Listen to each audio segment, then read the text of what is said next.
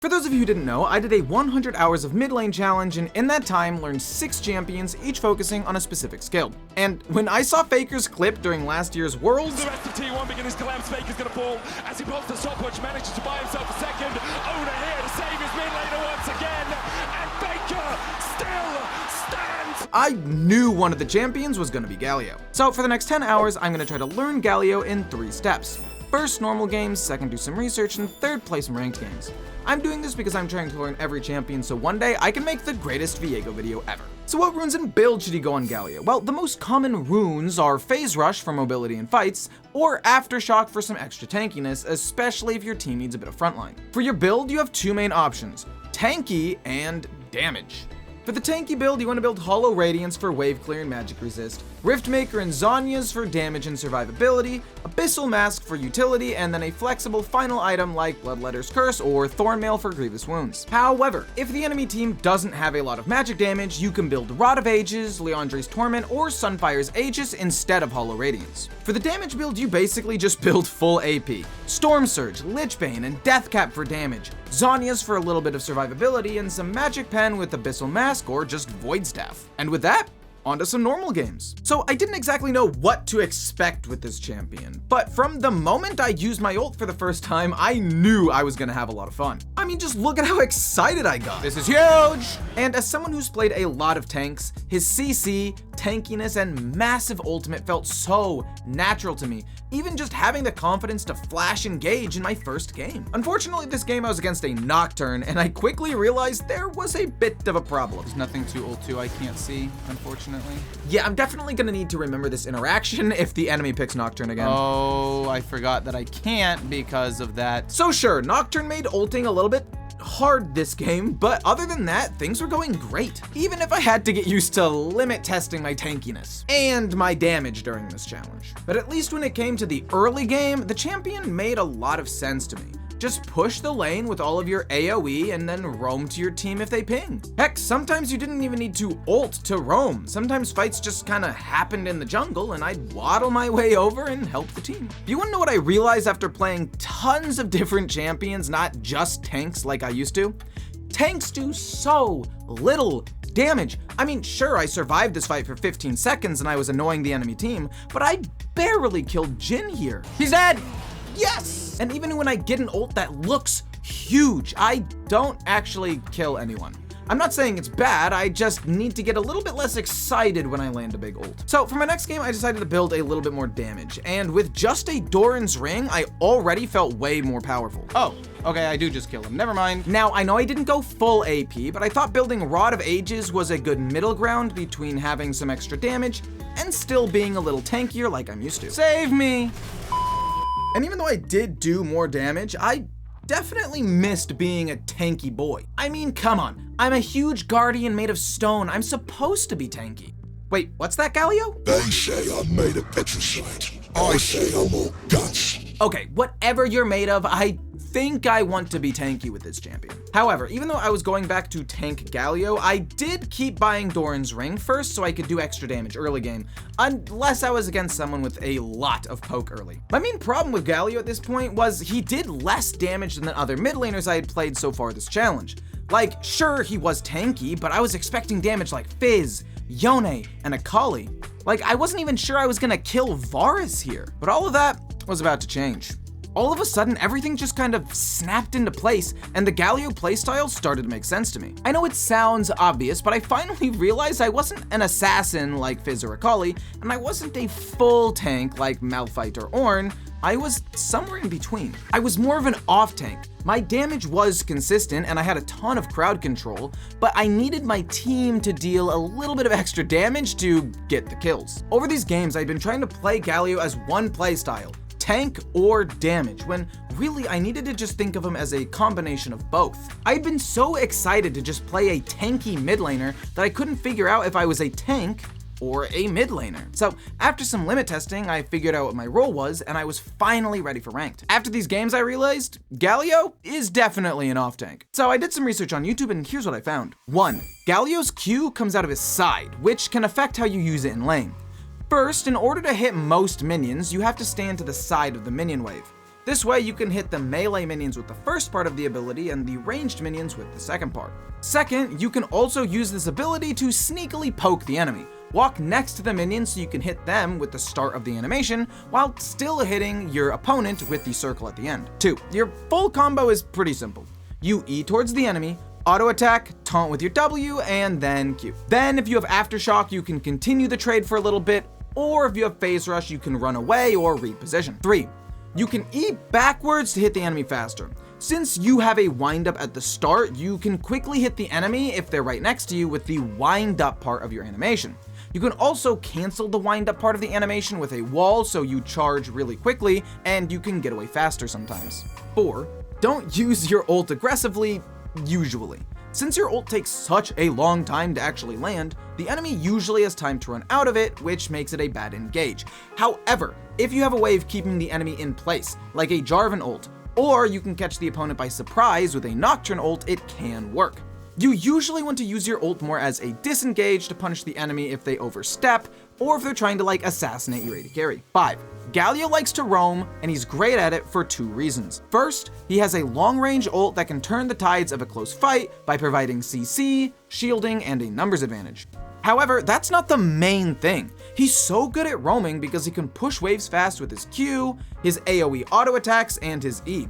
You just kill the wave and can instantly roam for 30 seconds to place a ward, join a fight, or just recall and buy an item. And 6. Lastly, Galio is best used as a counter pick. His CC and tankiness makes him great at dealing with assassins like Echo, Katarina, LeBlanc, and Viz. Not only are you too tanky for them to kill you, but if you instantly press your W when they go into trade, you can hit them with a full combo and immediately win the trade. Anyway, on to some ranked games. And immediately with these tips, I just understood my role better and started to have success in ranked. Huge, man. I'm the best. Okay, maybe I wasn't the best, but I was clearly a lot more confident with Galio in general and wasn't completely lost anymore. I did still have a bad habit of trying to engage with my ult though, pinging my team to go in so I could follow up with my ult, and even though it works sometimes, it just wasn't very consistent. Like, there would be situations like when my Olaf goes in where I can ult with him, but by the time I got there, the entire enemy team had already run away.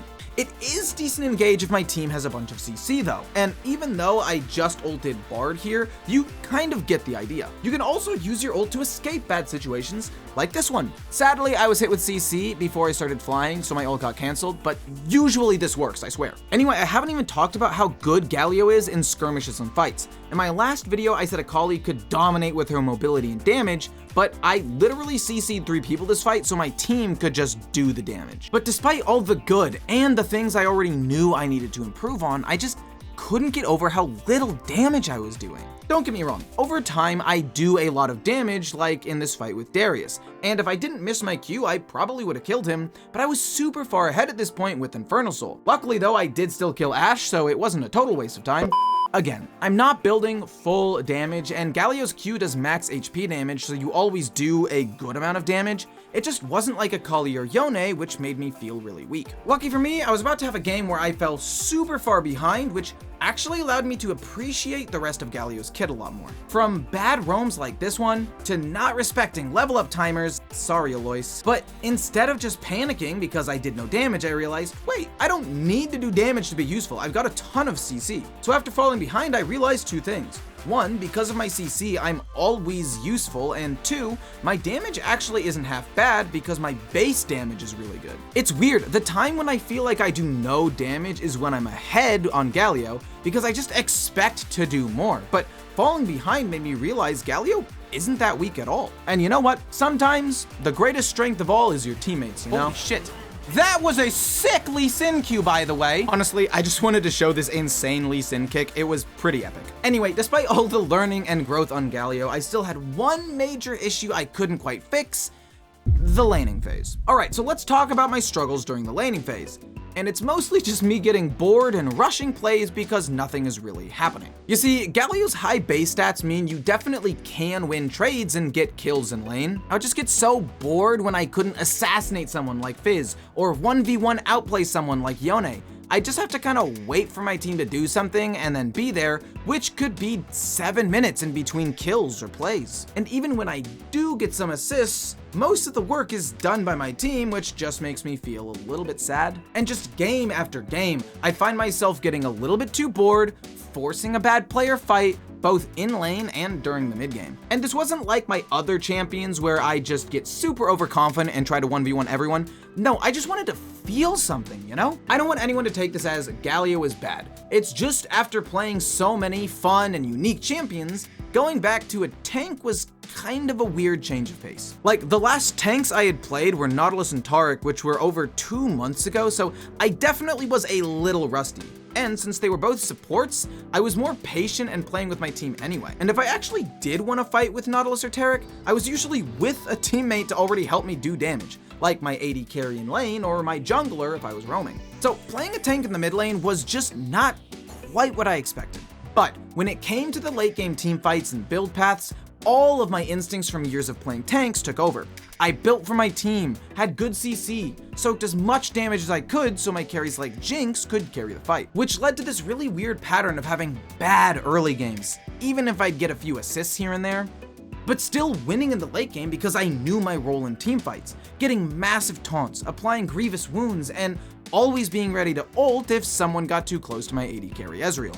I will say though, the one good thing about this pattern was the lack of stress. I have done a lot of comparisons to other mid laners this video because I played mid lane for 100 hours straight, and despite all of these issues, I was always able to keep a level head and not get too stressed or tilted, unlike a lot of the other mid laners during this challenge, which is probably why I had a massive win streak at the end of my Galio run, but more on that later. But holy shit, I needed to learn how to lane with this champion. At least it was the enemy support getting most of the kills this game. If I could just learn how to play my laning phase like my team fighting, I'd be golden. I was just so much more patient during these big team fights and knew exactly what to do, like literally spending the entire fight peeling MF so Kled couldn't kill her. Man, just looking at these late game team fights, I'm so fired up. All of the potential was there, and after the 20-minute mark, I freaking loved playing Galio. I was so close to greatness I could taste it. I just needed to have a better laning phase. And all of a sudden, everything just clicked.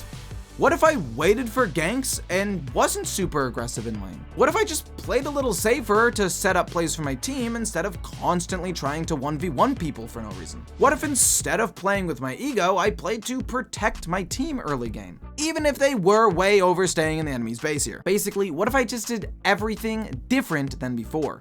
And all of a sudden, I had a lot less deaths, more kills and assists, and finally had my first good early game. At that moment, I fully understood Galio. His gank setups in lane were absolutely incredible. I just needed somebody to be there to finish the job. It was really eye-opening to me when I took a step back, watched some of my VODs, and realized just how aggressive I was playing for no reason. There were a lot, and I mean a lot, of pointless 1v1s or random plays that usually just led to me dying and falling behind. But this doesn't mean I wasn't fighting, I was just fighting smarter.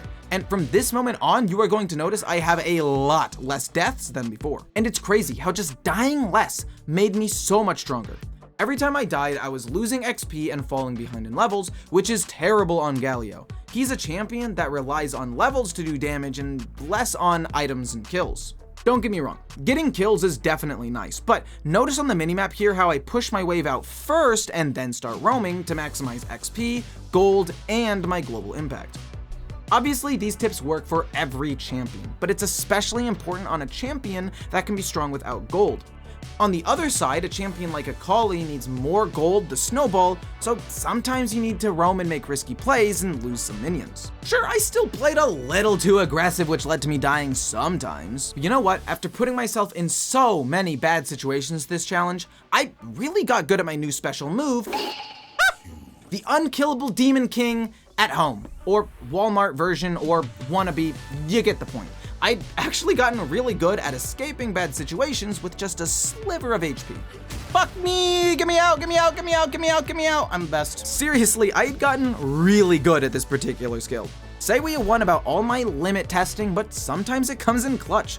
Using animation cancels with my E, using my W's damage reduction at the perfect time, and learning to use phase rush to run away sometimes. Overall, I had learned 2 important lessons. 1, how to not die mentally. Basically, just play safer and not overestimate my tankiness. And 2, how to not die mechanically. Basically putting myself in so many dangerous situations, I knew how to use all of my abilities to escape.